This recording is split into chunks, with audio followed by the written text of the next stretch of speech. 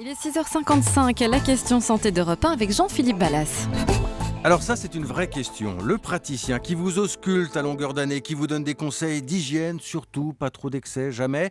Et lui, comment réveillonne-t-il ? Jean-François Lemoine, docteur Lemoine, vous nous dites ce matin sur Europe 1 que chez vous et vos camarades de stéthoscope, il y a 3 façons de réveillonner, c'est ça ? Je dirais même 4, parce que j'allais oublier dans ma réflexion tous ceux qui veillent sur nos urgences, qui vont calmer, soigner, opérer, soulager les fêtards au cours de cette nuit.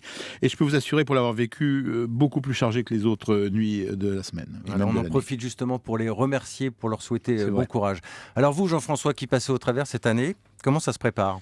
Alors, je n'ai pas dit que nous sommes des fêtards, c'est plus subtil. Il y a d'abord ceux pour qui la qualité est le critère principal. Le réveillon sera donc, comme pour la majorité des Français, celui des excès en calories, mais en privilégiant des produits qui, à défaut de la ligne, vont respecter le reste du corps. Alors c'est quoi ce réveillon de gourmet, Jean-François ? Alors, il comportera d'abord du saumon, riche en graisse bonne pour notre circulation sanguine, puis du foie gras, pour les mêmes raisons. Ensuite, il attaquera la dinde, garnie de marron, excellent pour les lendemains de réveillon, car il faut des fibres pour aider le corps à évacuer tous ces excès. Il n'oubliera pas la salade assaisonnée à l'huile d'olive, zappera les fromages, trop riches en graisse, pour surfer sur un dessert glacé. S'il n'a pas à conduire, il prendra un verre de vin par plat pour faire honneur à plusieurs régions de France. Enfin, satisfait, il pourra se concentrer sur la lutte anti-tabac, dissuader les convives d'allumer un gros cigare, car conscient du danger, lui, il ne fume pas. Okay, alors c'est finalement assez traditionnel ce que vous nous dites, c'est pas un prosélytisme dément. Oui, on peut dire cela.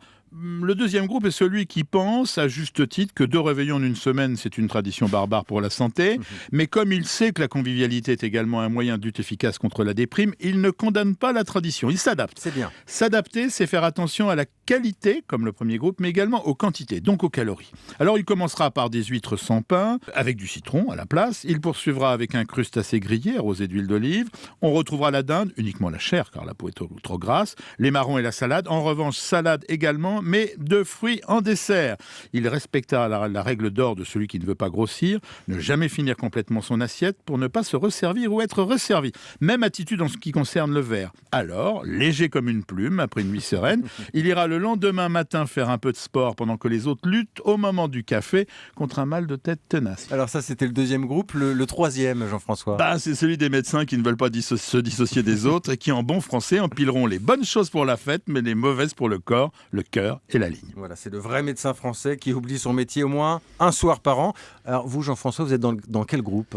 Vous croyez que je vais dévoiler ma vie à l'antenne ? Eh bien, je laisse mes fidèles auditeurs qui me connaissent bien deviner, Jean-Philippe. Bon réveillon, Jean-François. À demain. Merci, vous également.